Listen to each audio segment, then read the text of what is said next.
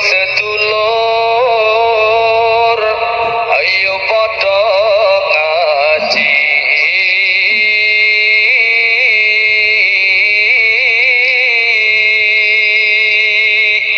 Assalamualaikum warahmatullahi wabarakatuh. Bismillahirrahmanirrahim. Mula saderengipun pengajian kita lajengaken, kula kepengin ngajak dhateng sederek sedaya takjak bareng-bareng maca dongane wong arep ngaji sangka piwulange Kanjeng Nabi. Urun apa mboten, Pak? Urun ya, Bu. Mpun apal napa dereng? Dereng.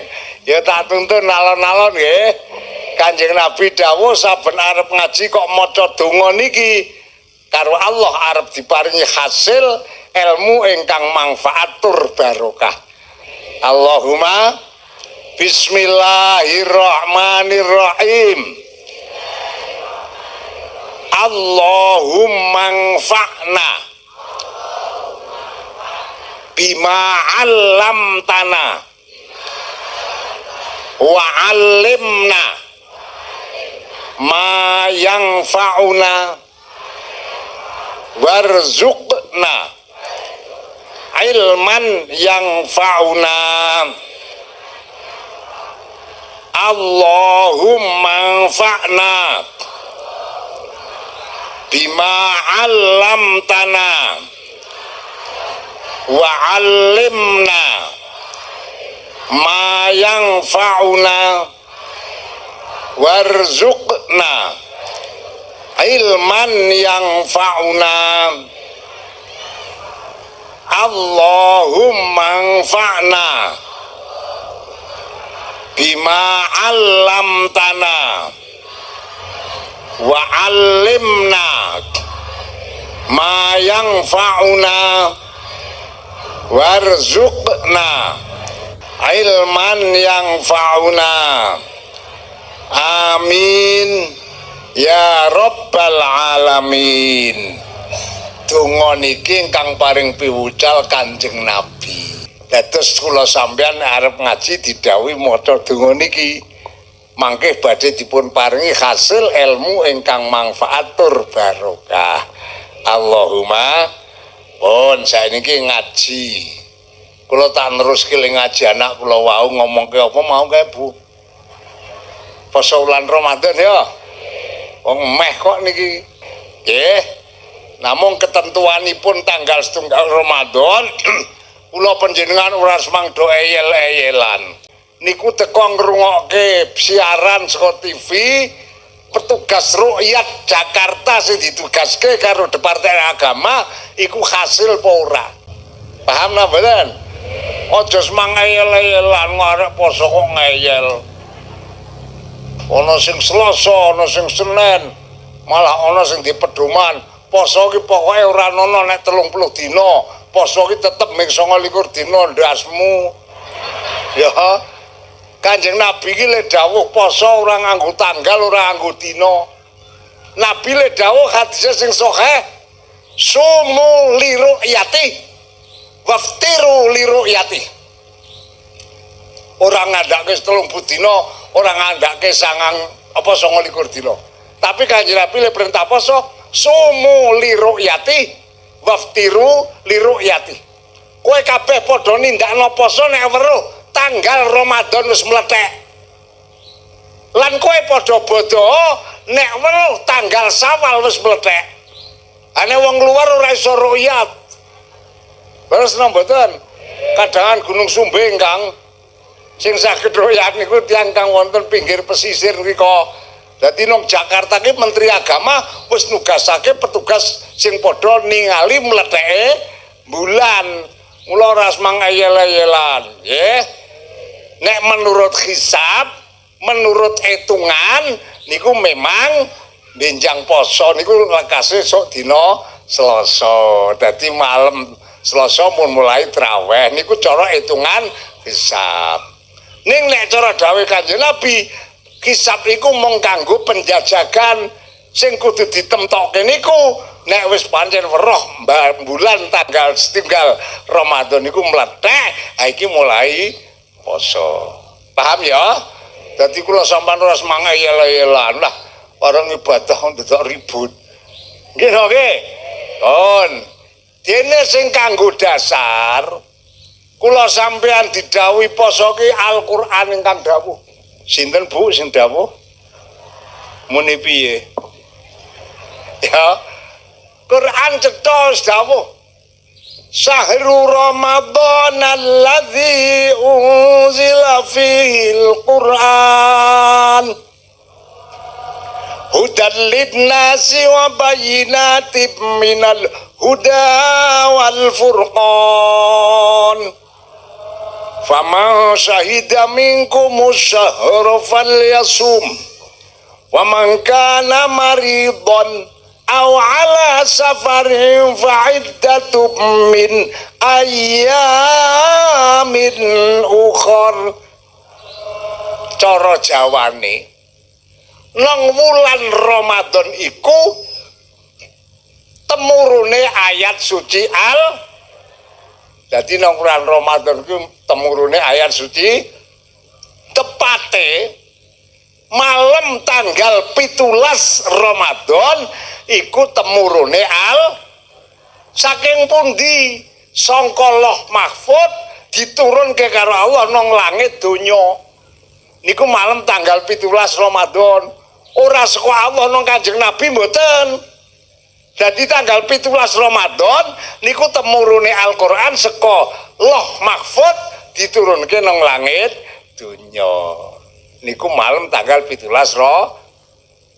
Lah nek kula sampean kok menangi wulan Ramadan teko mongko Allah dawuh fal yasum kula panjenengan kon padha poso. Paham lho mboten? Ning ana meneh famangkana maridon aw ala safarin faidatum min ayamin ukhor. Ning pas Ramadan teko kok gering. Arek poso ora kuat.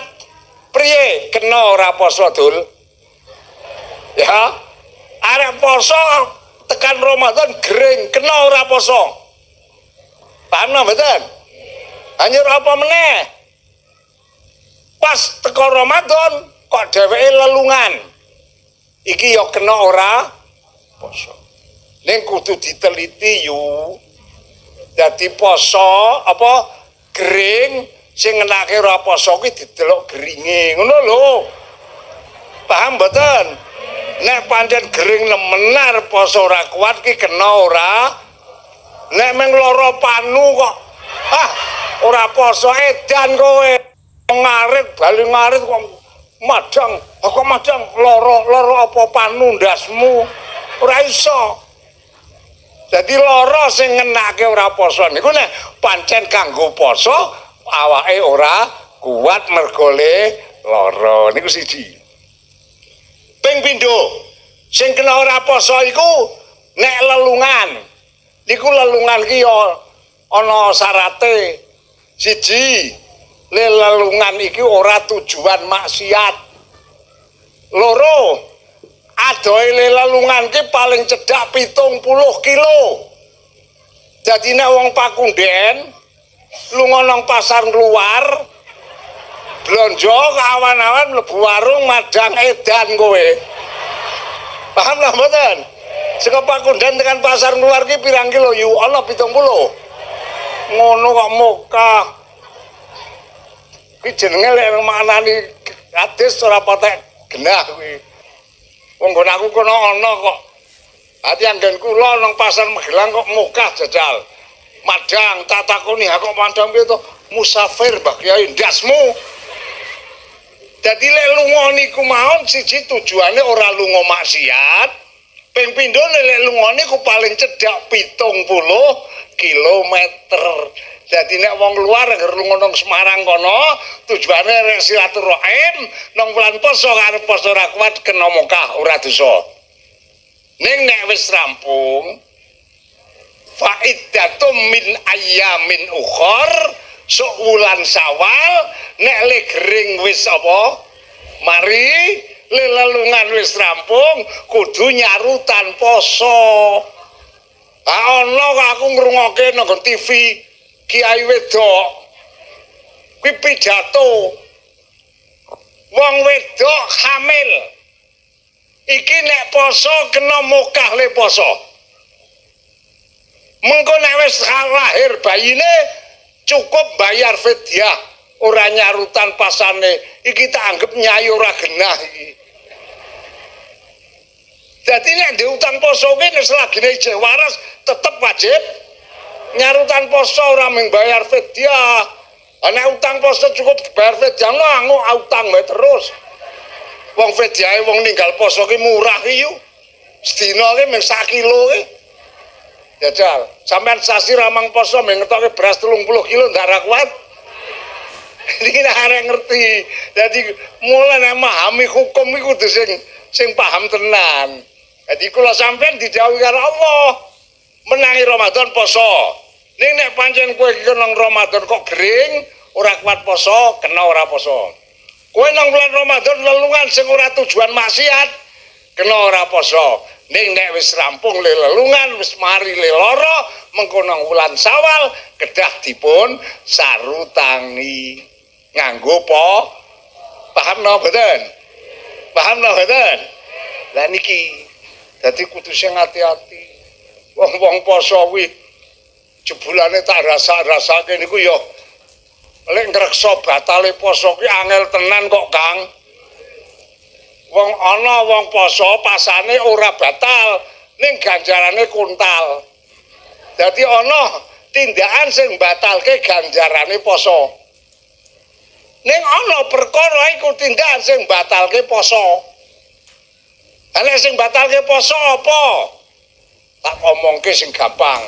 Wong poso iku nek awan ora diparengake nglebokake apa-apa metu salah swijine dalan songo. Ora kena kanthi jarak. Ngerti dalan songo yu? Saben wong lanang wong wedok kuwi nang awake iki ana bolongan songo. Tak hitungke nek ora ngandel. Kuping kiwa tengen pira? Bolongan irung 4. Bolongan mata 2, jadine pira? 6. Bolongan cangkem 1. Sing loro nang ndi kuwi? Ya aku ya. Kuwi sing loro golek ana dhewe. Kuwi bolongan songo iki nek awan Ramadan aja dileboni apa-apa kanthi jarak. Lah wong poso-poso awan-awan kok nggodhoki wulu, ngurek-ngurek kuping nganggo wulu nang awan Ramadan ki batal pasane. Paham napa mboten? Kuwi jenenge nglebokke apa-apa. Awan wulan Ramadan le poso apa le wudur le sebanyu irung, mongko nganti seru nganti munggah tekan nggon janur irung, batal pasan. Mula ana ulama sing ngendikake kanggone wong poso nalika wudu iki dimekruhake nek nesep banyu irung. Paham mboten? Dadi ora usah nesep banyu irung kok dikuwatirke nek batalke aja nglebokke apa-apa metu salah jenis. Ah wong poso-poso kok nglebokke gethuk metu cangkem batal, Kang. Paham mboten? Niku batal. Lah terus nuwun sewu, iki sing ora patek do krasa ning batal pasane niku nang wulan poso. Awan-awan krasa ngising. Jur lek ngising kuwi nang nggon kalen dekem nang banyu. Ana ya, Kang? Wong aku gek winane ka weruh kok nang kono kae. Nang nggon kalen. Bokonge iki dikum nang banyu lek ngising. Iki mangke nek wis metu apa kotorane niku nutupe dubur niki mesti nyerot banyu. Kuwi batal pasane, Kang. Ning ora krasa. Lah niki batal posone nen. Poso kok le bebuang dekem nang banyu niki mangke nek wis metu nutupe dubur iki mesti nyerot banyu niku dadi batal pasane. Mula sesuk nek poso nek bebuang aja dekem nang banyu. Anguk metangkring. Ya. Paham mboten? Wah, iki jan teko tak omongke arek saru ya luweh wonge ya ora mudeng kok. Nggih napa mboten? Kira-kira sampean ya jengkel pura iki? Wes, iki ora oleh ngono kuwi ya. Terus apa meneh? Nang wulan Ramadan ora kena wong lanang nglebokke apa-apane nang nggon wong wedok. Ya. Ana nekat batal. Kejaba nyarutan bayar jendan lho, Kang. Wong biyen zaman Kanjeng Nabi Sugeng, iku lak ana sahabat matur Kanjeng Nabi napa kula niku nganten anyar. Nek pedal kalih bojo mboten patosna kuat.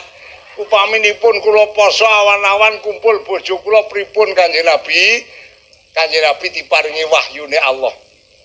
Terus diturunke unine wahyu uhillalakum lailatas syamir rafathu ila nisaikum hunna libasul lakum wa antum libasul lahun.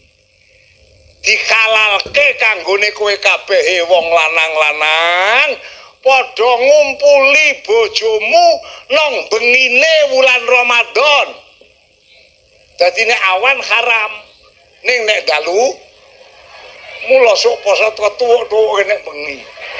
Ngono ya. Nek awan haram, nek bengi mboten napa-napa. Paham mboten? Iki sing ngendika Allah nang Al-Qur'an.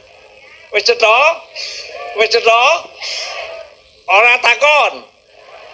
Nek takon tak jawab. Upama ana wong jimak bojone bengi. Ning dilalae urung nganti rampung, krungu tungara imsak. Imsak. Iki pasane batal ora. Lah ngono ta? Iki kan pertanyaane, jawabane upama jimak bojone urung rampung krungu tengara imsak agar lek dicopot ora batal. Paham ora? Nek wis krungu tengara imsak kok malah jerok-jeroke batal. Ayo. Iki ben sing nom-nomen krasa kok ya. Paham mboten? Batal pasane tur kudu menyarutan, lebar nyarutan kudu bayar dendan, nglakoni poso 2 sasi dur ora kena leren. Ngono. Kuwi nek awan-awan lho Kang ya. Bengi-bengi wae nek ngono kuwi ya tetep kena dendan kok. Mal wonten tiyang normal ajeng usul dateng Kanjeng Nabi. Nek bengi oleh sebab apa? Hunali basul lakum, wong wedok kuwi pinangka kemule wong lanang, wa antum libasul lahun, wong lanang kuwi pinangka kemule wong wedok. Aku tak takon yu kemul ki pantese nek dienggo awan apa bengi? Awan apa bengi? Bengi to. Nek awan kok kemulan ki wong gering. Ora. Lha niki ngendikanipun Allah nang Al-Qur'an kok. Wis cetha? Mpun cetha? Niki batale poso dijaga. Lah saiki ora ana usul. Upama madang ning lali pripun upama ya. Awan-awan bali saka sawah. Ora kelingan nek poso. Gletake pacul mlebu omah buka lemari njikuk piring tanduk. Karo jangan wayu. Madang ngetemel. Wah. Juan teko sak katoge mandang garek sak emplokan. Sing wedok weruh, alah bapakmu mangsa Allah. Ngopo? Wong anake wedo poso kok sampean malah madang lali mbokmu. Iki nek lali dikumoni. Sing jaturah ki ora mang dipangan. Ya, ditoke terkumoni kuwi ora batal. Ora batal wong lali. Asing pun kadung mlebu rezeki. Ya, paham ora? Jadi nek lali ora batal. Mula tak donga-dongake sok poso do lali. Ya. Niki aturan hukum kados ngaten menika. Paham mboten? Paham mboten? Lah niki mula monggo awake dhewe bareng-bareng. Iki nang bulan Ramadan kudu njaga perkara sing batalke napa? Poso. Terus ana meneh perkara sing batalke ganjarane poso. Pasane ora batal ning ganjarane kuntal. Apa? Nomor 1 glendeng. Glendeng kuwi pasane ora batal yu. Ning ganjarane ora kasil. Dadi wong poso kok glendeng kuwi mengkel oleh ngelak karo lesu tok. Ora ana ganjarane. Apa meneh? Padu. Poso-poso kok padu karo sing lanang. Biasane lek padu nek cedak bodo ya, Kang. Oh, sing wedok ngoyak-oyak kon lek nuwunge panganan sing lanang durung di dhuwit. Ya kok sik sabar bapakmu. Sabar-sabar apa? Wong lanang kok ledale-lede ya. Wah sing lanang dereke ledale-lede lak nesu. Ora mangap meneh. Wah, wong poso-poso kok padu. Iki lanang wedoke iki ganjarane ilang kabeh. Mula Imam Ghazali ngendikake nang kitab Bidayah, nek kula sampean poso lamun melek kok ora iso ninggal glendeng, ora iso ninggal goroh, mula nek poso lek awan kon turu sedina muput. Lebar subuhan mapan turu, ngletangi luhur. Luhur salat luhur, lebar luhur turu meneh. Ditangi asar. Engko asar salat asar bar turu meneh. Ditangi maghrib ben ora glendeng. Nek sampean kok kuat lek nglakoni ngono kuwi panjen potongan lutung. Ya menungso poso mendekok iki lutung iki. Itu wong. Nggih ta mboten? Nah niki lah antawisipun ingkang kedah kita jaga perkara sing batalke ganjarane poso, perkara sing batalke poso niki kedah dipun doi. Paham? Paham? Tak tambahi sithik maneh. Supaya kula sampean wong tuwa diparingi ganjaran sing agung saka ngersane Allah le poso. Niku tak critake awak kula. Kula niku mbiyen gak cilik umur 6 tahun kurang luwih. Arek poso Ramadan ngeten iki kurang 3 dina ditimbali kali bapak kula. Hon dalem mene tak omongi nggih. Sesuk 3 dina kas poso Ramadan, kowe poso ya. Kadang kula jek cilik. Dereng kiat, Pak, mboten ajeng poso. Ora kuwatir nggih dereng kuat. Nek kowe kuwi sesuk Ramadan ora gelem poso, sok bodho arek ora tak tukoke klambi anyar. Wah, cah cilik dancamune jan ditenan. Nek kowe gelem poso, kowe mengko saben buka saben sahur lawohe tak tambahi ndok. Sahur ndok siji, buka ndok siji. Rampung poso tak tukoke klambi anyar sak pengadeg. Wah, kula niki cah cilik dimingi-mingi ngoten lak mikir. Arek poso wong pancen urung kuat. Ora poso iman-iman ndoke. Ayo to, Kang. Akhire kula akal-akal cah cilik iki usul kali bapak kula. Pak, napa? Nek poso beduk angsal, Pak. Aku lak ngono. Ngertos poso beduk, Yang? Poso beduk nek jam 12 ke beduk buka ngono to. Ah bapak kula tak tembungi nek poso beduk angsal, Pak. Oleh, angsal oleh. Nek angsal poso beduk kula nggih tak poso beduk oh ya. Niki bapak kula. Malam Ramadan pertama jam 3 gugah. Tangi sahur. Kae ndoke tak cepake. Wangi madang ngetemel rampung madang turu. Tangi jam 8. Jam 8 awan esuk. Ora salah subuh cah cilik kok. Ya wong tua wae nek Ramadan kau kasih ora subuhan kasih kok ya Kang. Ya ora. Cah cilik ora subuhan tangi jam 8.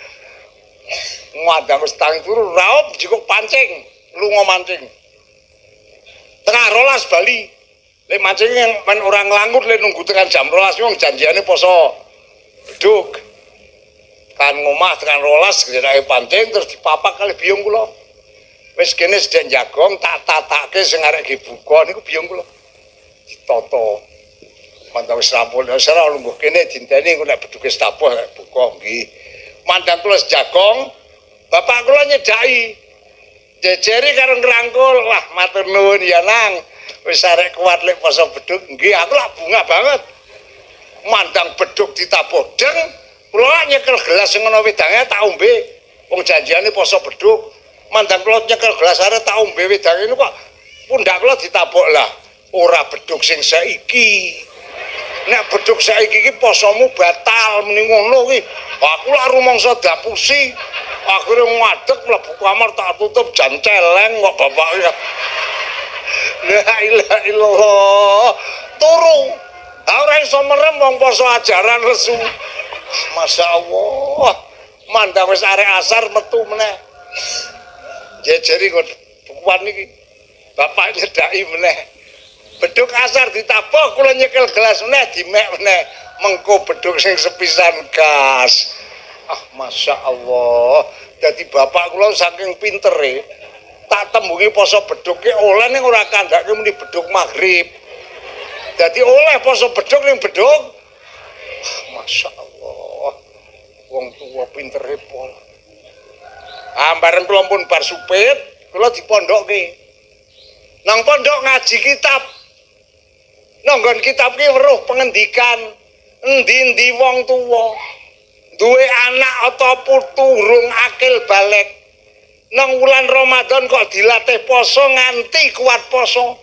Iki ganjarane le poso bocah iki mau karo Allah kabeh diparingake wong tuane. Aku mulane pantes. Bapak wani kurban ndok swidak. Wani kurban klambi anyar. Jebulane lek poso aku ganjarane dipek bapak kabeh. Jantro dulu tenan ya. Patur kula nang kene lak dendam to yu. Hati-hati. Engko angger aku ndek anak tak wales aku ya ngono. Tenan madang kula gadoi anak mulai umur 4 tahun 5 tahun anak kula niku tak ajari poso. Sesuk Ramadan poso, ora gelem poso antemi aku ya. Alhamdulillah Kang. Niku kula nek ora ngajari anak kula ora dibalen Kang. Habis kula dipek bapak kabeh. Lho niki keagungane ganjarane wong tuwa sing duwe anak urung akil balik kok dilatih poso kuat poso. Ganjarane poso bocah diparingke wong tuane kabeh. Alhamdulillah. Kula bareng-bareng ya Pak ya Bu. Sesuk Ramadan kula sampean wong tua-tua ya do poso, anak putune sing cilik-cilik ya diajari poso. Ya ora ketung pirekane lah. Supaya kuat poso. Iki kula niku oh jebulane bapak ya pinter ya. Bapak kula pinter wong kiai kok Kang ya. Dadi sing kiai niku bapak kula nek kula niki mboten kiai ming anakan kiai ngono lho. Ya, kula iki ngomong nirokaken niku bapak kula. Iki nggon bab poso. Lah terus kautamane wong poso. Kalau wau lak dingendikake anak kula Lutfi ya. Hadise muni piye Kang Mukae? Wong aku saka kadoan wae iki hafal kok. Al jannatu mustaqotun ila arbaati nafarin. Swarga kuwi bronto karo wong leres napa mau? Lah ya ngono to. Swarga ki bronto karo wong bronto ngerti kowe yo. Apa bronto? Bronto kuwi seneng sing ora kena dipekak. Aku njur kelingan singirane Mbah Kyai Salaman. Kayak tahun 77 ki gawe singiran judule Loro Bronto. Niku kula aja kelingan tahun 77 lho Kang. Rasane wong kang tumibro bronto atine bubrah angel ditata kabeh wong wadon dianggep ala kejaba siji bakule telo. Jumlahe wong bronto karo bakul telo. Dadi bronto wis seneng sing ora kena dipekak. Lah swarga wis seneng ora kena dipekak karo wong papat. Lha nika siji apa? Talil wong sing cok maca. Loro hafizul wong sing ngreksa cocot. Cangkeme nek ge glendeng ki jenenge cocot. Nek ge maca Quran ki jenenge lisan. Ngono lho yu. Wah, jan bahasa kene jan ngenyek ya. Nomor loro maca Quran. maca Quran njur ngreksa lisan. Nomor telu sapa sing berangkat? Mut'imul jian, wong sing aweh pangan maring wong sing lesu. Mula nek poso kae sampean sadurunge buka, sadurunge wektu maghrib diaturake kon sedekah karo tanggane ora ketung ping ciriping sak cuwil.